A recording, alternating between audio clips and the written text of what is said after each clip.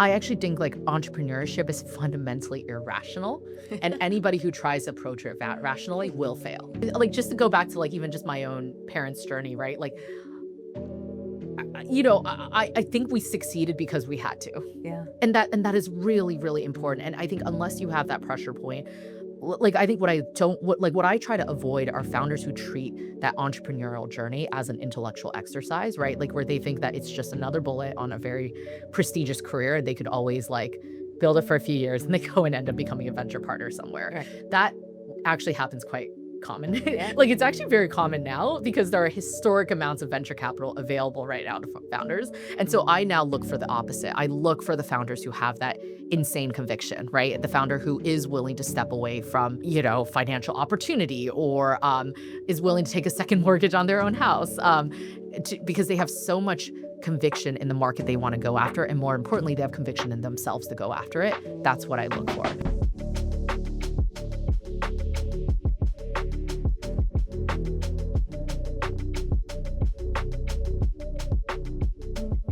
Welcome to the Inside the Fund podcast, where we go on the other side of the table and learn about capital raising from the VCs. I'm Helena Fogarty. I'm a fundraising expert who helps startups raise their seed and Series A rounds.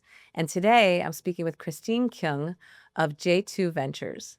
J2 Ventures is a venture capital firm that's pioneering investment in transformative dual-use technologies.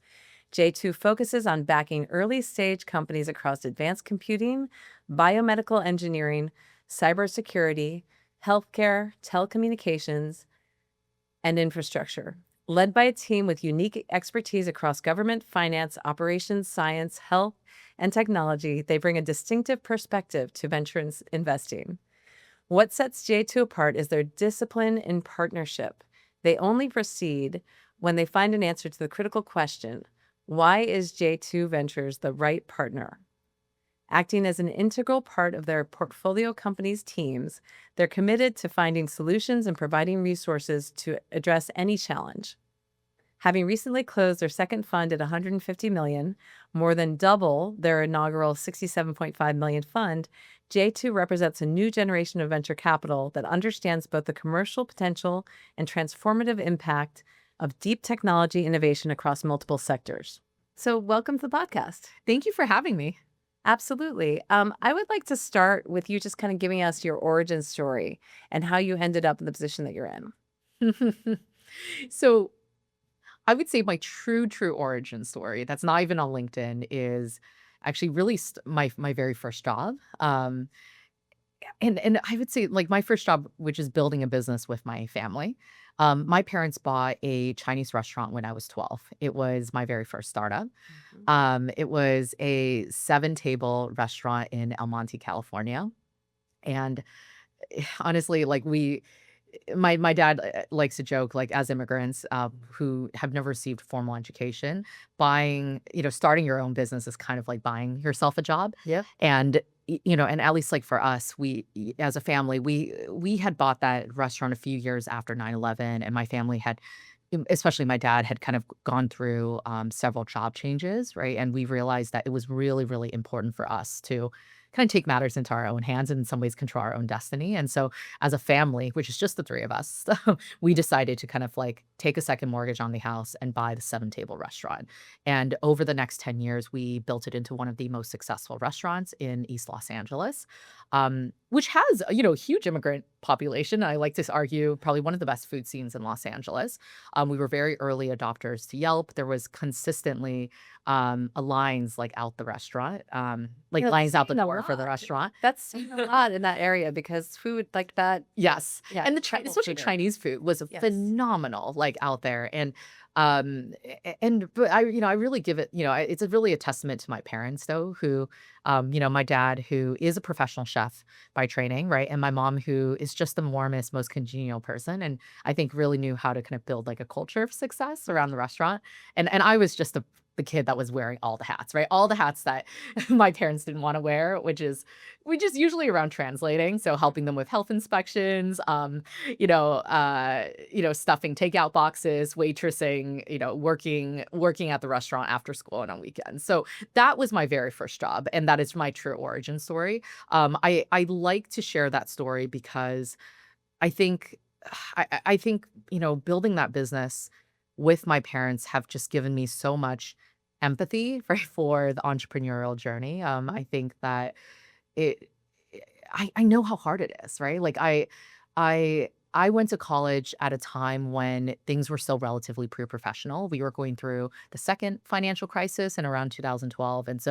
Um, and so even though I was at Wellesley College, which is a women's college outside of Boston, I was recruiting for all these pre-professional jobs in consulting and banking during the Occupy Wall Street movement, right? Yeah. But noticing that like my smartest friends were not really kind of like we were all doing the interviews, but none of us were excited, right? Like even the people who were interviewing us on Wall Street didn't seem that excited about the job. And all of the energy at the time was in Silicon Valley. Like when I was in undergrad from 2010 to 2014, that was when the Teal Fellowship started. That was when Y Combinator moved from Boston to San Francisco. And that was when you started having early stage companies like Dropbox, where I eventually worked, raise historic amounts of capital, right? Yeah. Becoming the very first $10 billion company, right? Or that was their private valuation. And so I'd say like I give my parents a lot of credit for showing me how to take risk in their own lives. And because I think it really kind of paved a path for me to underwrite risk in my own career. I'd say the first kind of big risk I took in my career was actually turning down a full-time role at a consulting Hmm. company upon graduation and accepting a role at a young company called Dropbox. Um, no one, I can tell my parents who do not speak English was asking me what I was doing. Yeah. Because at least for consulting, it's not like my parents really knew what management consulting was. And honestly, who really knows what management consultants do? But they at least like with that job, I could point to a very tall office building and explain to them that my job was to wear a suit and, work in an air conditioned, And high travel a rise. lot. And yes. And with Dropbox at the time, like, I didn't even have, like, the language. I literally didn't I speak fluent Chinese, but I didn't have the vocabulary to tell them what a startup was. Well, no, I think I said I wanted to go work for a small business startup, and I told them and it had something to do with the cloud. Yeah. And they were just like, "Oh my gosh."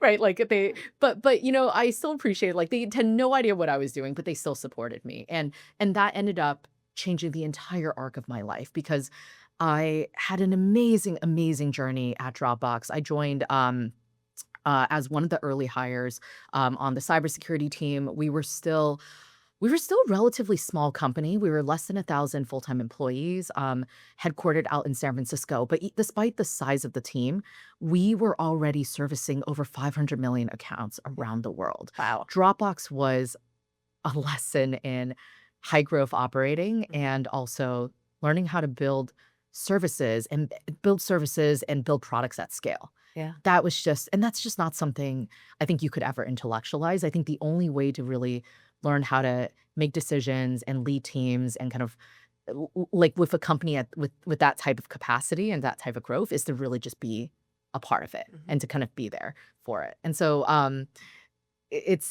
so like when I think like I've never had the aspirations of becoming a venture capitalist, but I've always been marinated in the culture of entrepreneurship. I've always been around just fantastic entrepreneurs from just my own parents, right, who pursued small business entrepreneurship to honestly having worked with some of the greatest founders from Silicon Valley over the last 20 years and having a front row seat watching them build through high growth periods. Yeah, that's amazing. Do you want to mention the name of the restaurant? Yes. Like, let's do a shout Yes, out. we're proud of the restaurant. So it's called and my parents are happily retired Yeah. now, but they have been for over 10 years. But the restaurant was called Point Doom Chinese restaurant. It's named after a state park in Malibu, California. But it's not because my parents were surfers. That was just the name we inherited, and they didn't want to pay like the $2,000 to change their name. I'm a surfer, and I was like, oh, Point Doom, of course. Like, But not a normal Chinese restaurant name. Yeah. But I give my parents exactly that because my parents did not know what Point Doom was. Again, not fluent in English, but they liked the fact that it was different because at the time, every other restaurant in East LA, like I grew up in the San Gabriel Valley, which has one of the largest Asian American immigrant communities in LA.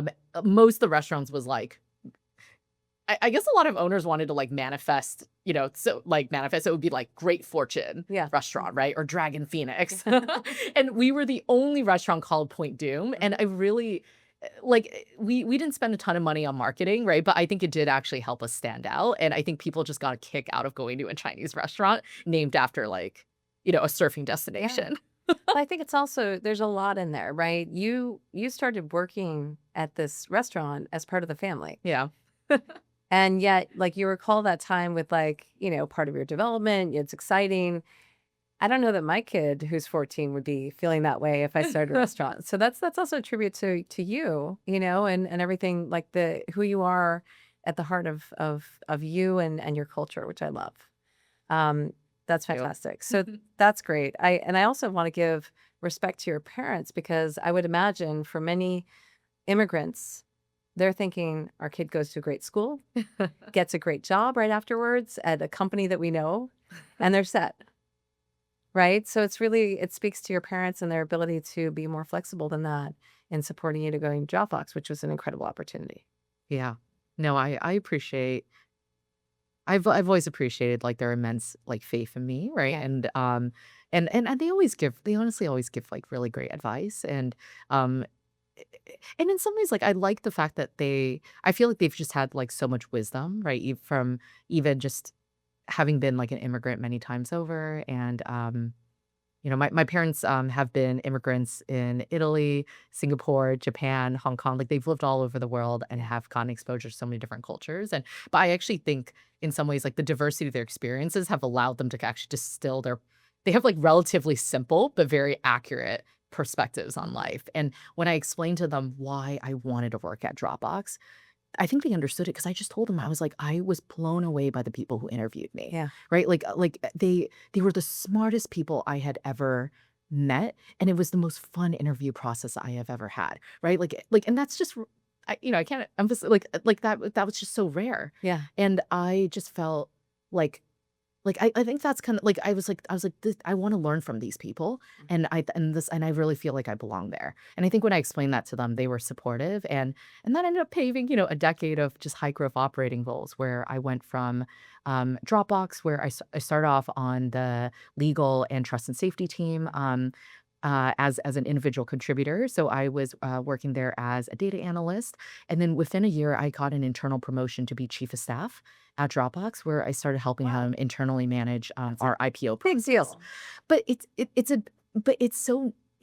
can only happen in a company with that type of growth trajectory. And it wasn't something I was seeking, wasn't something I didn't anticipated. But I think being able to work at a company where every single day you show up to work and the amount of opportunity within the company and the ability for that company to affect the world is growing exponentially means that you kind of have that same trajectory. Yeah. And I think it also allows you to pattern match for teams and companies that have similar trajectories, because the next two companies I worked at after Dropbox have also gone out to raise hundreds of millions of dollars and be valued at billions of dollars as well. So after Dropbox, I worked at another high growth HR software company called Fountain. It is backed by SoftBank. It came out of Y Combinator in 2015. And Fountain ended up becoming the hiring platform for gig economy work. So Fountain rode essentially like the mobile and marketplace business model wave. And we teamed up with now, what became one of some of the largest companies in the world, so Uber, Deliveroo out in the UK, all of those scooter companies, like we teamed up with every single micro mobility company in the world to help them onboard their labor force for their businesses. And so that was also an incredible journey to go to Fountain at Series A, and then through working at Fountain, partnering up, it's sort of like building software that became enabling, right, for the growth of other high, fast Selling the companies. pickaxes in the It was in the mines. incredible. That's amazing. And then from Fountain, I went to Figma, Yeah. and we all know what happened there too. So Very cool. it's been really fun. And at what stage did you go to Figma? How big were they at that point? Oh my gosh, we were still at Ministry. I think it was so Ministry was like one of the early offices, and it was like a little like sub basement situation with no. I think it was like Series A. Yeah. Series A, yeah, or Series B. It was very very early and very much pre-revenue. Yeah. Yeah. Wow. So when you were looking at those, those were all Series A or beyond. Mhm. So what drove you to get excited about working with early stage founders? I think it's because I've gotten so much joy in my career, like leading teams and building the business when it's early, Mhm. that I think as an early stage investor, it's like I really enjoy and like I think it's actually an honor, right, to have a role, like to have a seat at the table that early in the company's trajectory, right? Like you, so we typically lead pre-seed and pre-seed and seed investment rounds. We would typically ask for a board seat as a part of that. But I actually see this as sort of being an extension of the team, right? Like when the founding team of your early stage company is like 2 or 3 people, like your investor is your sounding board when it comes to recruiting, marketing, product, go to market, fundraising, right? And so I think because I've gotten a lot of joy being early at a lot of being an early member of a lot of other early stage teams as an investor, I think that that experience and that energy kind of translates. Yeah. If they find the right partner or if they're working with someone like you, it can be an incredible addition, Mhm. right? It's just not the money. It's Yeah. it's the team member, it's the knowledge, the expertise to help. Yeah, I also just think as an early stage investor, the best thing you could do for your founders is helping them establish what good looks like, Mhm. especially for first time entrepreneurs, and in some cases younger entrepreneurs. I've worked for a lot of Teal fellows and college dropouts where they're what eventually became multi-billion dollar businesses was literally their first job Yeah. ever. Wow. And so, and even now, like across the J2 portfolio, I would say I do have a tendency to work with a lot of first-time entrepreneurs. It is I think it's a great joy to kind of be their coach, to be their partner around establishing culture and standards of best practice, Mhm. because that's what's going to allow them to kind of scale Yeah. and fully achieve, like, the potential of the company. Yeah. Amazing. Um, when we first chatted, we got into your background and we talked about your time during early COVID, Mhm. getting involved with in the government and helping the Yes. distribution of some resources. I'd love to talk about that because something that I care so much about is, in addition to people being able to raise money from angels and from VCs, I also care very much that they find the right resources for their company. So I'd love to talk about the work that you did with the loans that you had. Yeah. Um, yeah, during I COVID. I thank you. So I graduated, from business school into the pandemic and, ended up taking well, I thought it would really just be a 3-month break because I thought the pandemic would only last 3 months.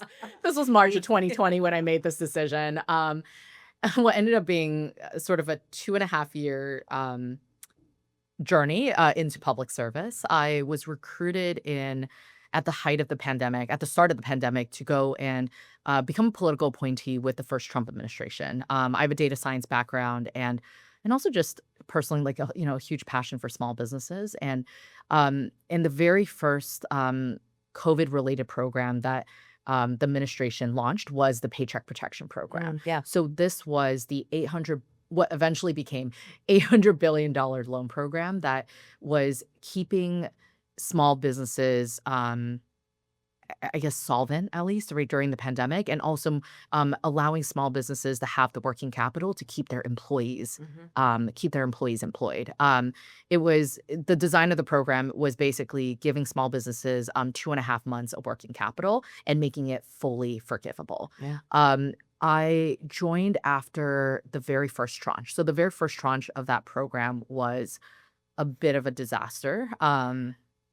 Hatch Act doesn't apply to me anymore, so I can just speak candidly to it. But also, if you just Google, like I would say, the first 30 days of the pandemic was just rough. Like the U.S. Small Business Administration gave out more loans in the first 30 days of the pandemic than the last 30 years. Wow. Just to give you a sense of like the sheer amount of demand, Mm. right, that existed for this program. Like, and I would say even historically, like the SBA is an amazing, amazing government agency, but it wasn't always like I would say they actually have fantastic low interest products like the 7A loans, but these products haven't always reached all communities of entrepreneurship, right? Like I shared my own parents' journey. My parents ran a restaurant. They did not apply for a 7A loan and they did not know what a 7A loan was. Right. right? They funded the restaurant using our mortgage. And so you could imagine the first tranche of the SBA really perpetuated the inequities that already existed within our banking system, and within kind of access to government programs. And so, so it was lambasted in the press for, news kind of leaked that the Los Angeles Lakers and Harvard University received a small business loan, and your local laundromat and your local deli clearly did not, because they shuttered immediately. So I joined for the second tranche, and what made a really big difference with the second tranche was, well, we did two things that I think really moved the needle. The first was, we actually partnered with the fintechs. So this was sort of my first foray in what I now invest in, which is called dual use technology. It was the very first time I was going into government and really using technology to serve, to scale services. I think this was also the first time the government ever had to scale services in a digital first way, right? In a lot of ways, the government became a platform for service delivery in a way that's very similar to my previous employers. Yeah. And also there was a certain speed to the Yes. rollout of this. It was incredible. It was incredible. Yeah. We have never had, I think economists now describe it as a form of quantitative easing, right? But the speed in which the money was approved and got out the door was amazing, but we couldn't have done it without our fintech partners. And so, for the second tranche of the funding, we ended up partnering with the PayPal, with Square, with Intuit. But what I really liked about my team, who's just actually very like creative, very like entrepreneurial, was we gave like a blanket provision. So we didn't just focus on kind of the big fintech players. We also reached out to the smaller players. So like the two that we worked very closely with, one, they were Black-owned businesses. We worked with Cabbage, we worked with Lendistry, because we recognized that these fintechs got funded and they exist because they're able to reach communities that banks and perhaps the SBA historically could not. And so it was actually important for us to be inclusive in even the technology partners that we partnered with to get the money out the door. And the majority of, a lot of economists have since studied this program, and the majority of the loans that were received by small businesses, sub 20 full-time employees, were processed by the fintechs, Yeah, not very not a brick and mortar bank. Yeah. Very, very cool. Yeah, so that made a huge difference. And then the second thing we did that really worked as well was we did work with influencers. And so we reached out to trusted voices within minority communities and asked them to help us with the outreach. We were and I know this also just as an immigrant and as someone who grew up in a small, like everyone in my family is a small business owner. It's like culturally for a lot of these communities, it could be intimidating to go and take a government loan. Right? Even if the government says it's forgivable, Yeah. that's scary. It's scary to take that obligation. It's scary to go and sign that paperwork. And so it was really, really important for us to reach out to trusted members of those communities to help us with the outreach and to basically provide assurance that, yes, it will be forgiven. Trust us, right? And please use this as a way to keep your employees employed. Right. And especially with immigrants, they have a completely different reference point and culture. Right. We don't know, I can't say where everyone came from, but they may have come from a government that is not trustworthy. Yeah. And that's Yeah. when it came to you. So there's a lot in there in terms of culture. That's amazing. I love how you just so nonchalantly say, and now economists are studying what we did. And, that's amazing.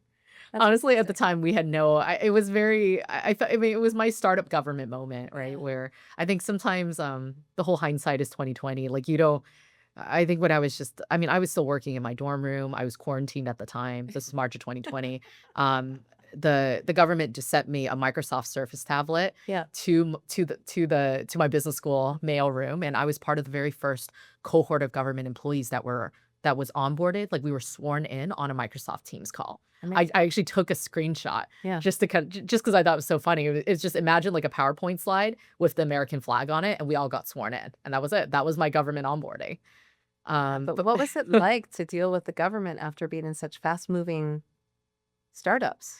It I give, especially during the pandemic. I've never worked in government when things were normal. Yeah. And between my two government employers, right? So, I was at the SBA until the end of the first Trump administration, and then I moved back home to California, and I served the city of San Jose as chief data officer. I felt like I was incredibly impressed by my colleagues. Yeah. They were long days. I mean, every day we were working 16 to 18 hours.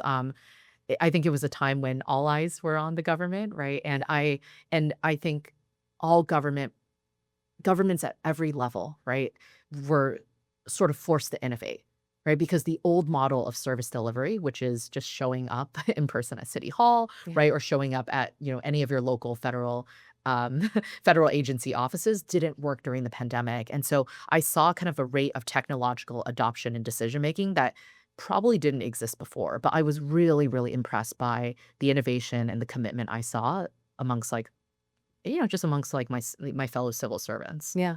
They were really great to work with. It's amazing because I'm just, from my context, like going from nimble startups in most of my career and then ending up at a bank at one point. I'm like, oh my, this is, there's so much regulation, there's compliance. Like, this is so slow moving. I can only imagine what working in government is like. Yeah, Yeah. a lot of it went out the door Yeah. during the pandemic because it was a moment where I think even lawmakers realized that they had to kind of push out new provisions Mhm. in order to in order to sort of continue delivering safety net programs. Yeah.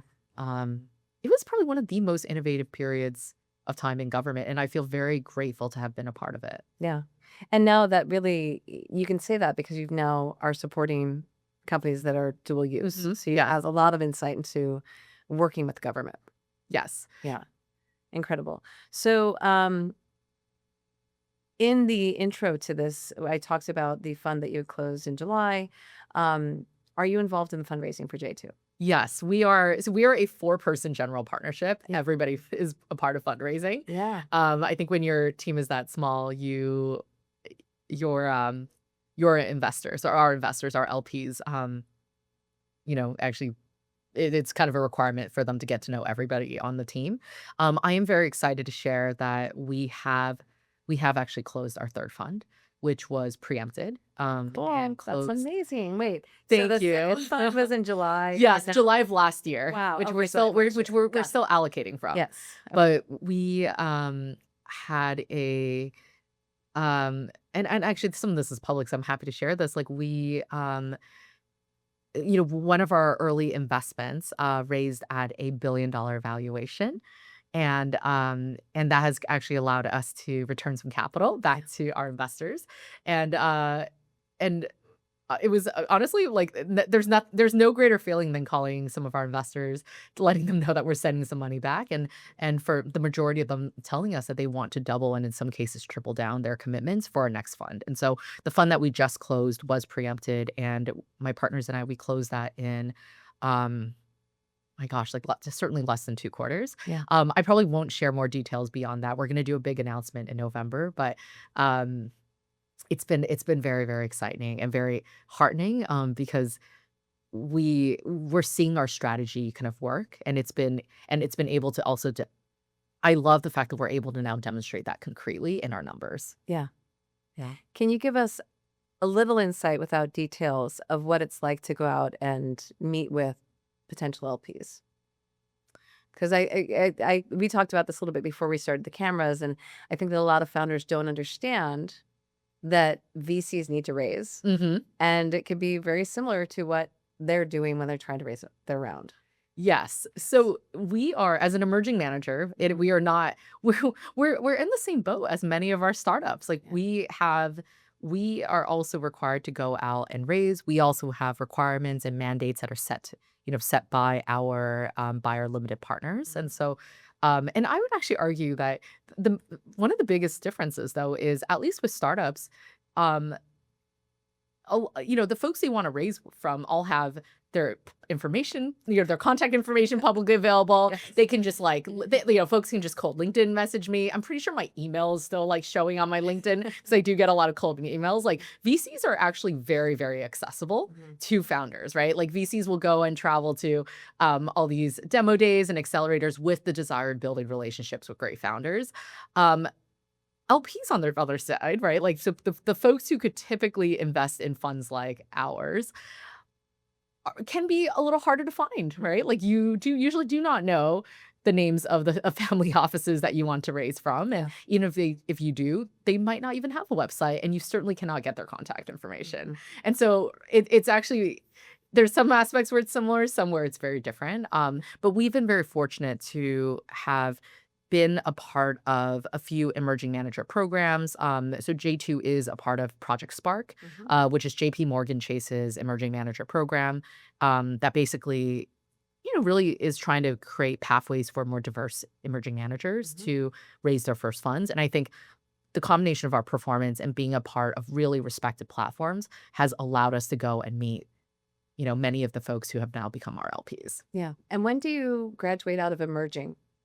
Is it When this your fund? DPI is greater than 0, Okay. which, so we're not like, by some definitions, we're not emerging Right. anymore. I wasn't sure if it was the third fund or the fourth fund or exactly when that happens. It's less about the number of funds and more around how much capital you're able to return Yeah. in terms of, I think, how some of these allocators define, like, the maturity of your thesis and your performance.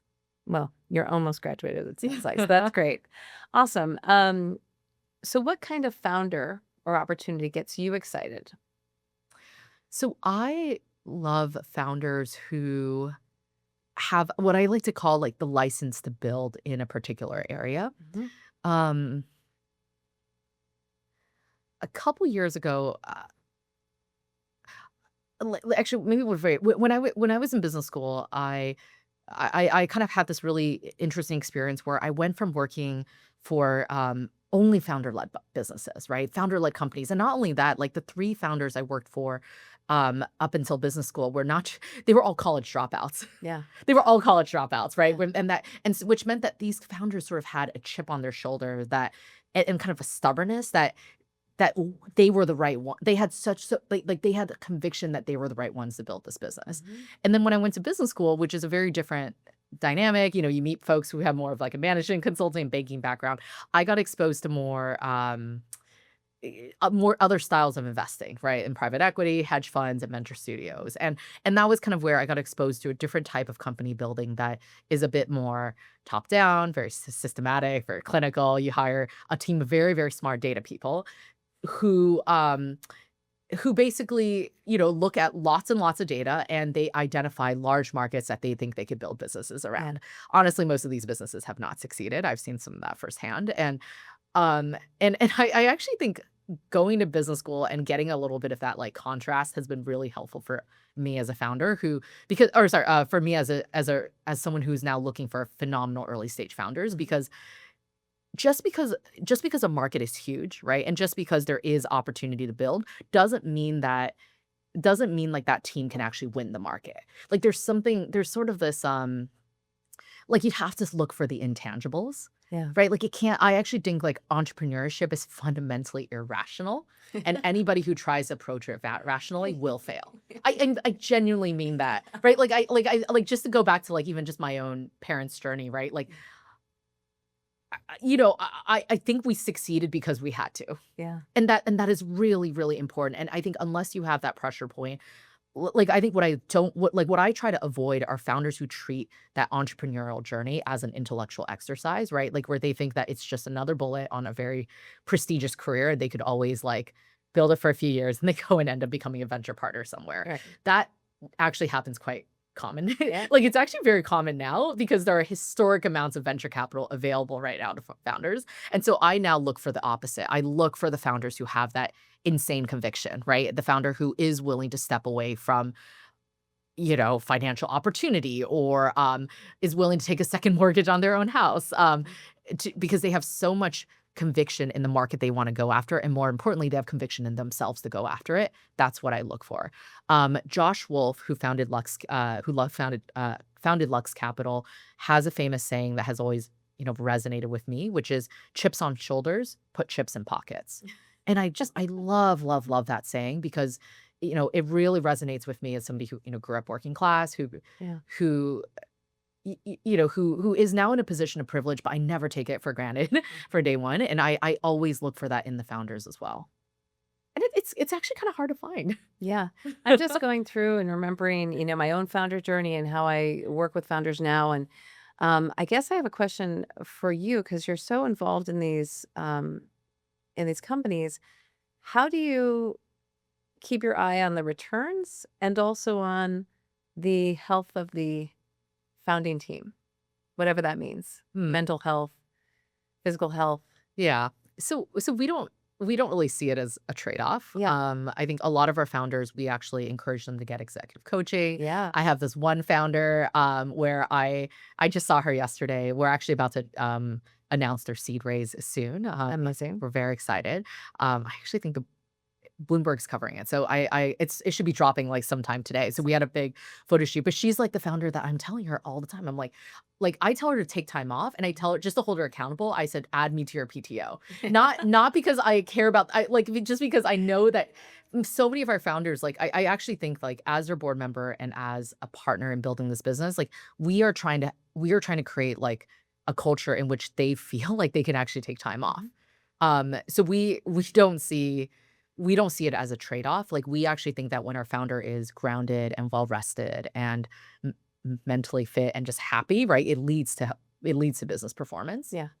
Um, That's fantastic. I love but it's Yeah. hard to say. I know it's easier said than done, right? And I know for a lot of our early stage companies, like our founders feel like they have to be on all the time. And so at least as their board members or as their investors, we try to at least encourage them to, go offline a bit and take some time off. Yeah, and I think that it's incredibly important for, and I say this in almost every podcast, for founders and anyone at that high level, stressful situation to have a confidential place where they can talk about what's going on Hmm. without being evaluated, right? So Yeah. the coaching is amazing, Yes. right? Or therapy, it's amazing. Highly recommend. We encourage all of it. Yeah. Yes, amazing. So something that's been coming up a lot in my conversations are valuation. Hmm. Right? And how do you think your founders should be thinking about valuation when they come in to raise? Yeah. So valuation I think in private markets is certainly more of an art than a science. There's usually, especially the stages in which I'm investing, which is pre-seed and seed, there's typically like nothing you're applying a multiple on. Mhm. Um, I I typically I actually think like rather than asking the founder for their target valuation, I usually just ask them how much they're trying to raise, Mhm. right? I ask them how much, why they want to raise that amount. I think that's usually pretty rational. Yeah. It's their use of funds. Mhm. And then I would just ask them like if they like how much of the company they would like to they would like to sell. Right. It actually does turn into Yeah. the valuation, Yeah. but the conversation is very different because I feel like setting a price sometimes can feel arbitrary when you're that early, Mhm. right? I would say like once you're Series B, Series C, you're post revenue, it can actually be a bit more scientific. And I think growth stage investors, their main job is getting access to great deals, but also underwriting the value of it. I think for early stage, it's really just trying to have a conversation with the founder around what they need and how much they're willing to kind of give up. Yeah. What's also really unique about J2's strategy is the fact that we help companies access non-dilutive capital from the U.S. government. Um, when I have a conversation with founders around valuation, I'm also talking. I also try to help them understand like the various types of capital they can access Yeah. for them to build their business. I actually think the capital you take on as an entrepreneur co-authors the trajectory of your company. Mhm. Um, I I have worked at the SBA. The SBA creates amazing loan products, Mhm. right, to try to de-risk entrepreneurs. But now as a venture capitalist, right, like I give extremely risky product, right, where I expect, like when founders take venture capital from J2 or others, right, like they are inheriting a set of expectations Oh yeah. because of just how the power law works. And so the conversation with the founders is not just around what I like about deep tech especially is many of our companies are building in spaces that are critical for the US government, right? And the US, like the DoD and national security agenda. Like we have actually been able to demonstrate across both of our funds that our founders have been able to attract um basically for every dollar of dilutive financing they have raised, they've been able to attract $2 of non-dilutive capital. That's amazing. That's Yeah. great. And that's Yeah. kind of how we demonstrate like value is we will only invest if we know we could actually help them underwrite that government market and help them go after the contracts and the non-dilutive capital. That is fantastic. I mean, I don't know that. I mean, does anyone else do that? That's incredible. They're starting to. So other Yeah. funds are starting to. Yeah. They're the ones that we've all heard of. But I would say as far as doing it at the early stages, we were one of the first to do it. And I think we've been just very, very consistent in our ability to demonstrate that value. Yeah. Yeah, that's incredible. What mistakes do you see founders making repeatedly? Mm.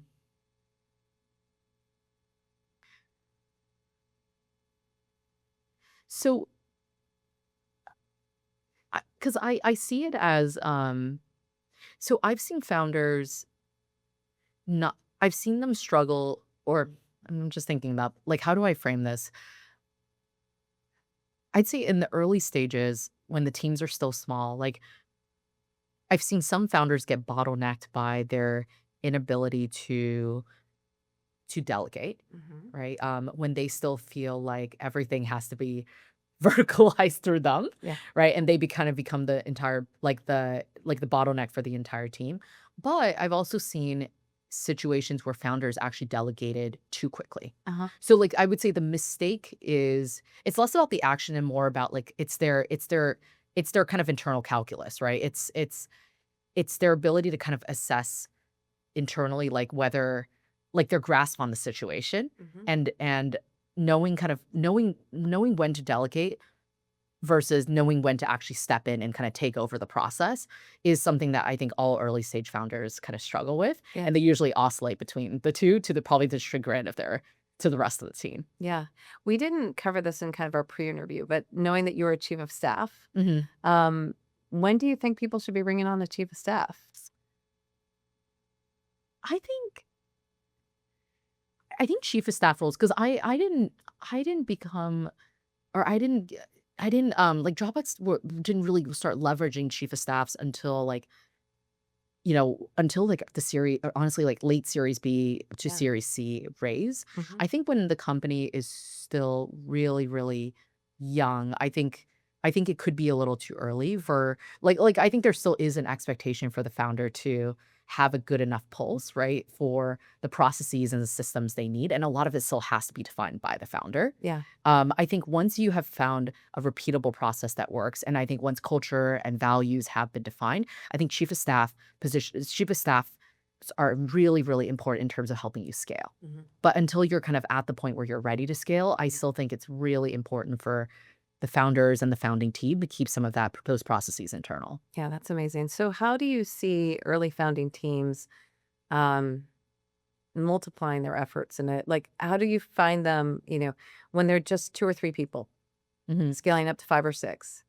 What are some things that you find them doing that work? Is it bringing on a COO? Is it, because I don't think you need a CFO necessarily early on. Yeah. But how do you take those one or two founders who are building a team and help them be more efficient, I guess? Yes. So I have a very strong aversion to hiring external C-suites Yeah. pre pre Series A. Yeah. Um, and I have this bias It's because so good. Thank I you.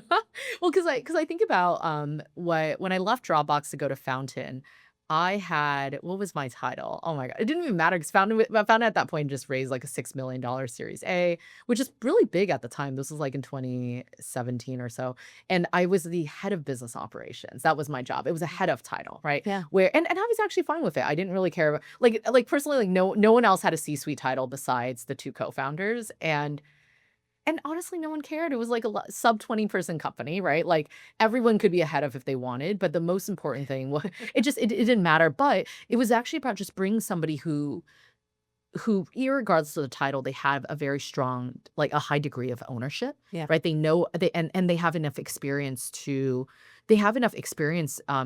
in that domain without letting that experience bog them down. And what I mean by that is it is important to bring someone who knows what good looks like, and usually that person will come from a bigger company, Mhm. right? But also recognize that the processes that work for those large companies Yes. may not work in a high growth companies, and you have to be adaptable enough to kind of scale that. And I think the folks who tend to have that skill set or that orientation are the folks who would be willing to take a head of title Mhm. at an earlier stage company versus typically the person with 30 plus years of experience who will Yeah. only come if they're the CFO of a Series A Yeah. company. So I really do caution my founders from pursuing folks, the latter folks. And I actually think most of my founders like have that intuition where Yeah. they like just even through their networks, they have very good intuition around the type of talent they need at that stage. Mhm. And as long as the company does really well, I would say the best thing I could actually do is pour in the resources to help them grow some of those folks internally. Yeah. Yeah. That's a great point. I love that, developing the internal talent, because I remember being a founder and having a lot of people I went to business school offering to come work at my company. Yes, but they all have to have C-suite But titles. they all wanted to do the strategy and the Yeah. high level stuff, and nobody No actually one wanted wants to to do do the the customer work. success, which is like the most important jobs. I was like, thanks, but I actually need someone to be getting into the nitty gritty here, not doing the overall strategy. And I think that, yeah, that's a challenge, right? If you hire someone who is too high level and not willing to get into the nitty gritty, it's not going to serve you at the earliest stages. Yeah. Amazing. I love that. Um, so we talked a little bit about, what kind of results you seek from investments in the fund. And it sounds like J2 could qualify as a power law investor.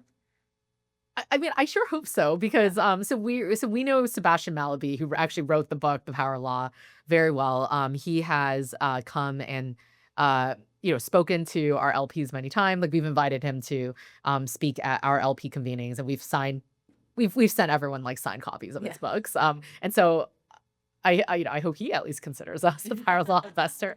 But I'd say what's unique about our portfolio is the diversity in our assets, right? Like because I consider us generalist investors, but with a strong dual use angles. Like my partners and I, like we focus on government markets. We focus on being strategic partners to commercial companies that can scale with the help of government, whether that is non-dilutive capital or revenue. And so if you look at the J2 portfolio, it doesn't look like a traditional deep tech or gov tech fund because none of our companies are deep or pure play defense or pure play government, right? Like one of the, our most well-known investments is the Aura Ring. Right. Like many of our companies are actually consumer health Right. companies, Yeah. right? With focus on women's health. But I think what a lot of folks don't realize is the fact that many of these companies are scaling and growing with the help of non-dilutive capital from the DoD because the DoD actually cares a lot about the same issues. Hmm. Amazing. So can you talk to us about anybody that you've seen, since you've evaluated tons of startups and tons of founders? Are there any startups you've missed? So it's still too early to know if we've truly missed, but I do want to like we're so intentional and we're so rigorous about the YJ2. Like we've actually passed on pass isn't even the right word. We've chosen to kind of take ourselves out of the process for companies where as much as we admired the founder, we knew we weren't actually the best fit.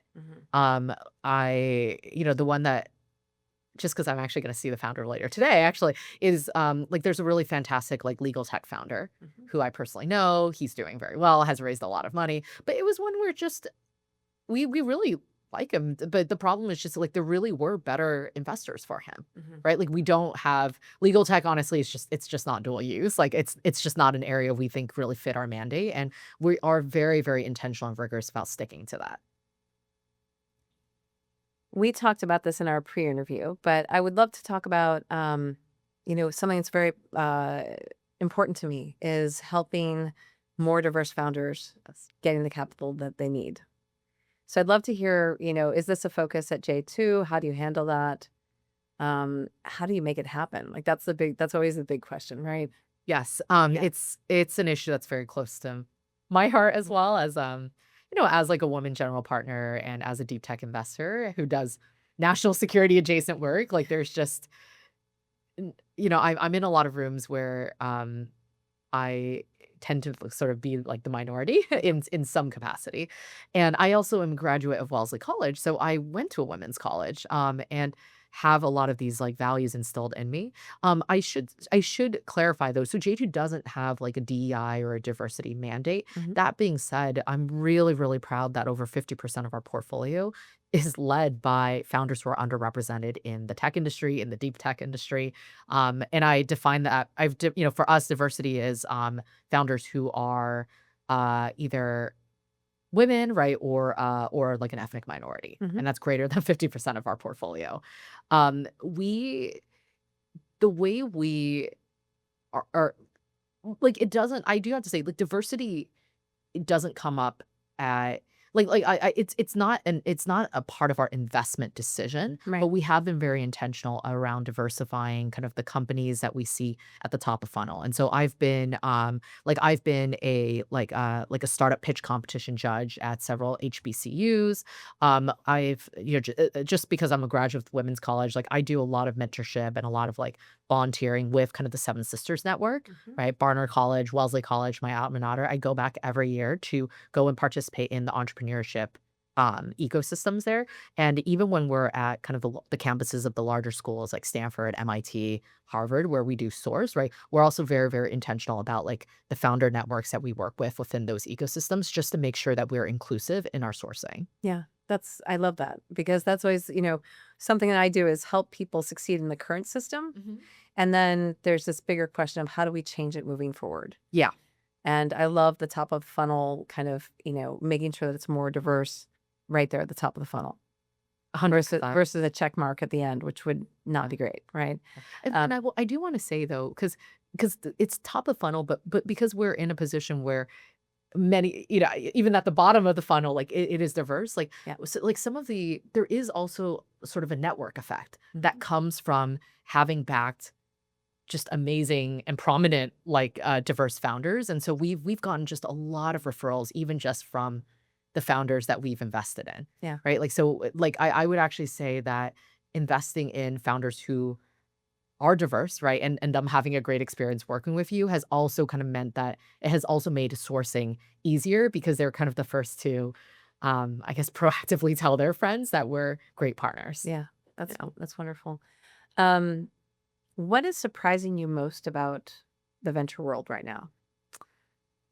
Oh gosh, s I don't know if surprises. I've been so I don't know if surprise is like the right way to frame this, but it has been really interesting to be allocating at a time when defense tech is so hot, right? Like defense really is the uh the hot asset class of this year, Yeah. perhaps even last year. Mhm. Especially because J2 was founded when before Andreessen Horowitz raised an American Dynamism Fund, right? And before General Catalyst raised an American Resilience Fund. And so it is always interesting to kind of see the rest of the industry catch up to your strategy and your thesis.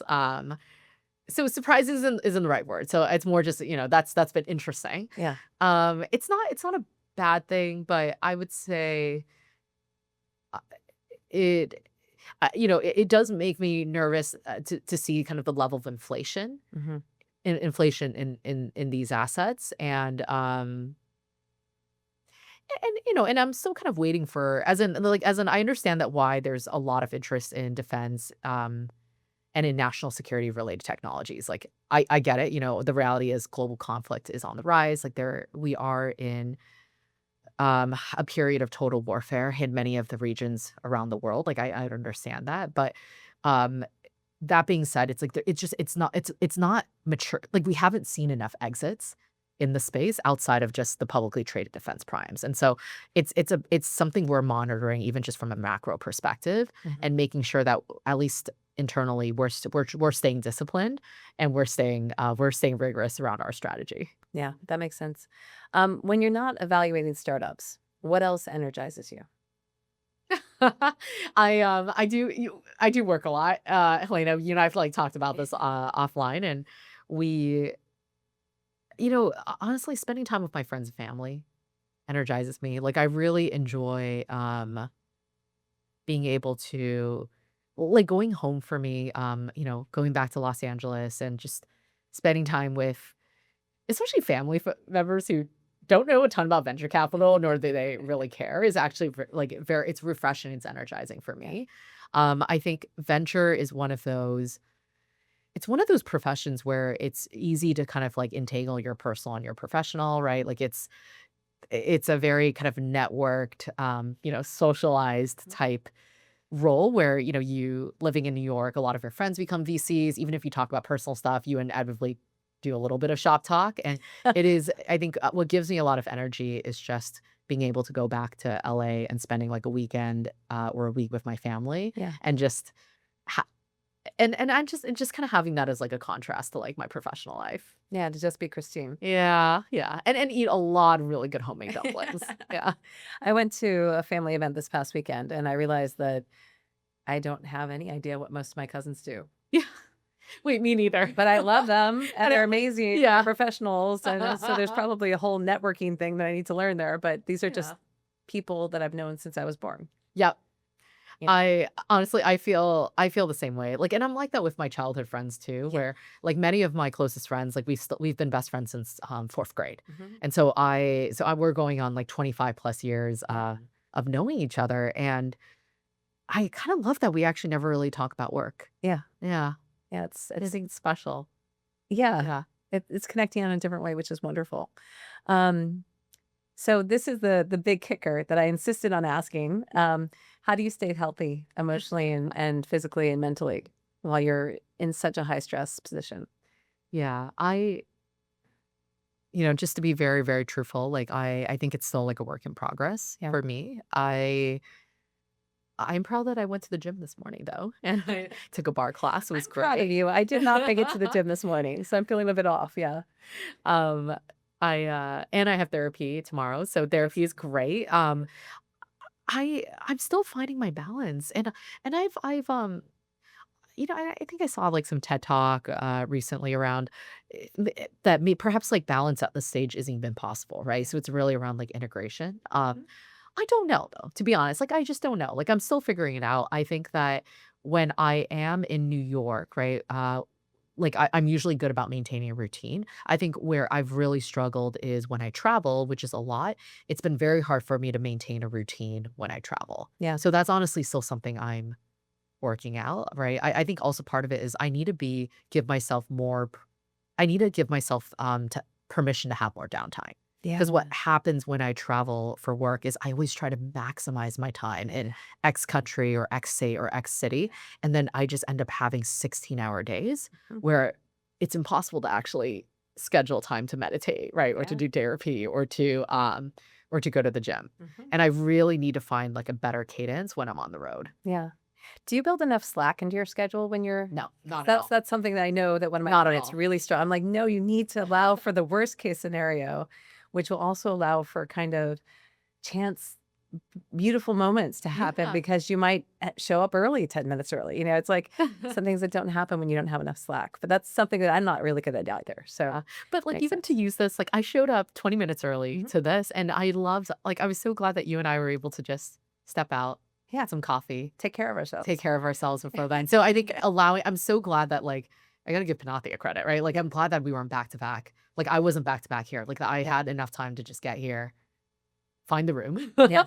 and then spend some time with you. Yeah. No, I love Yeah. that. The last thing I wanted to ask is, do you have any hot takes on the industry?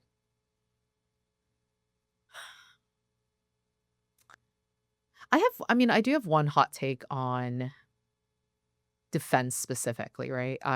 Just because we do so much work that's adjacent to defense and national security. And I would say like one thing that I've kind of what I think about is the private markets right now in defense is just so hot, Mhm. but we also need to stay rigorous around the health of our publicly traded defense primes. Yeah. Um, I think what's really unique about Western defense primes versus kind of their Eastern counterparts or their counterparts in other countries is that these companies like the RTXs of the world, the Lockheed Martins, the Northrop Grumman's, and the Boeings, they're all publicly traded companies, Yeah. which means that these defense primes have a dual mandate, right? They don't just carry the mandate of their customers, they also carry the mandates of Wall Street. Yeah. And I actually think that these companies, having been publicly traded for many of them for at least like 30 years, has actually stymied innovation in the Mhm. space. Yeah. That makes Uh, sense to me. and so it's something it's I mean, it's something I've actually been pretty public in voicing. I don't think there's anything I could really do about it, but it's one of those like I do actually have a practice where I do listen in on the earning calls for a lot of the defense primes. I do pay attention to how much cash they have on the balance sheet, and I do have standing calls with the corporate VCs of the defense primes because I think understanding the health of their business and where they're going also allows us to kind of underwrite companies that could partner with them in the earliest stages. Yeah, excellent. I don't know if that's like a hot take. It's more just No, that's a great. little bit about the method behind the madness, I suppose. I love it. Yeah. And that's really it. And I'm just so happy that you came here today and chatted with us and gave us some insight into what you do and, the behind the scenes, really, when you're evaluating founders, and also gave yourself a little bit of slack so you could get some coffee with me before. So thank you so much for showing up. Thank you so much for having me, Helena. This was a highlight of my week. It was really, really fun. Me too. I'm Helena Fogarty, and this was Inside the Fund.